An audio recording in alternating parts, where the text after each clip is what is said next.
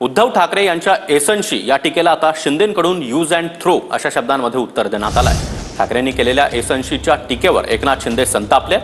एसनसी म्हणजे काय, मी use and throw म्हणू का, असा खोचक सवाल शिंदेंनी केलाय। वापरा आणि फेका हीच त्यांची नीती आहे, मला बोलायला लावू नका असा इशारा देखील शिंदेंनी दिलाय।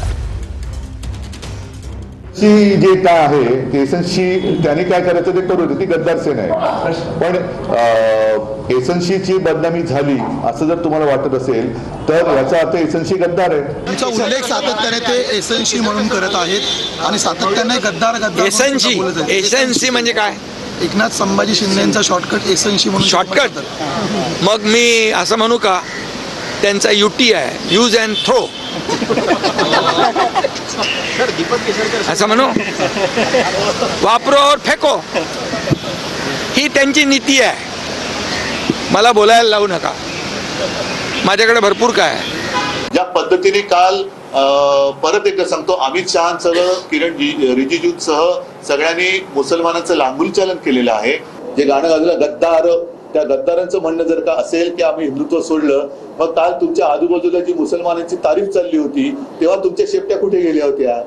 तेव्हा तुम्ही काय सोडलं होतं? लाज सोडली होती, लज्जा सोडली होती, का तुम्ही बोलला नाही?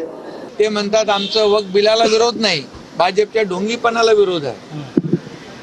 म्हणजे अतिशय गोंधळलेल्या परिस्थितीमध्ये काय बोलायचं, काय निर्णय घ्यायचा, काय करायचं हे सुचत नसलेलं उबाटा नेतृत्व काल दिसलं।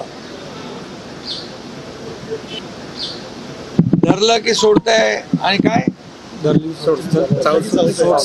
काही चावतंय, सोडलं की पळतंय। मुस्लिम समाजाचा कळवळा आणणारी भाषणं ही म्हणजे अतिशयोक्ती करायची झाली तर जिनानाही लाजवेल अशी मुसलमानांची बाजू घेणारी भाषणं ही खुद्द अमित शहापासून त्यांच्या सर्व मित्रपक्षांनी काल केलेली आहे। कारण मुसलमानांची ज्या पद्धतीने तुम्ही काल बाजू मांडले की गरीब मुसलमान को ये होगा, मुस्लिम महिलाओं को ये करेंगे, अमुक करेंगे, तमुक करेंगे, मग हिंदुत्व आम्ही सोडलं का तुम्ही सोडलं?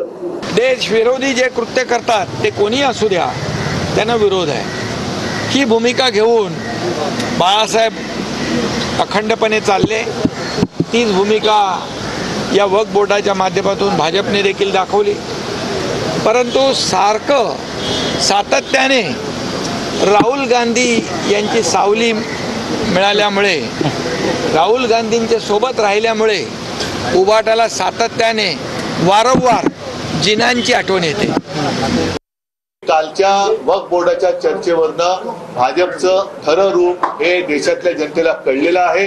त्याच्यामुळे आता हिंदू सुद्धा, त्या हिंदूंचे पण डोळे उघडलेत, मुसलमान, ख्रिश्चन, शीख, कारण काल त्या कोण तो आपले हरदीप सिंग कौर त्यांनी अप्रतिम भाषण केलेलं आहे, त्यांनी पण अप्रतिम भाषण केलंय। आणि सगळ्यांच्या मनात आता ही भीती आहे की आज हे पहिलं पाऊल यांनी मुस्लिम ट्रस्टवरती टाकले, उद्या जैनांचे टाकू शकतील, ख्रिश्चनांचे टाकतील, कारण त्यांच्याकडे पण संपत्ती आहे, शीख लोकांच्या टाकतील, अगदी बौद्धांचे येईल, हिंदूंच्या तर आहेच आहे।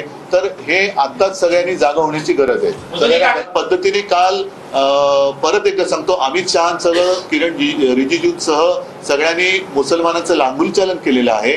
आणि केवळ हे कसं आम्ही मुसलमानांच्या हिताचं आहे हे मानतो आहोत, हे दाखवल्यामुळे आता हिंदूंचे सुद्धा डोळे उघडलेत की अरे हे आपला सुद्धा वापर करून घेत आहेत।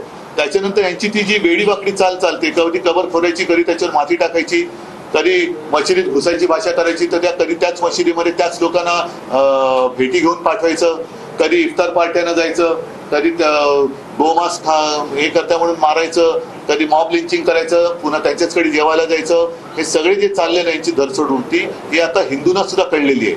म्हणून आता हिंदू हा जागा झालेला आहे। त्याच्यामुळे तुम्ही जे म्हणता ना, ही उद्या कुठेही निवडणूक झाली तर भाजपला भारी पडणार।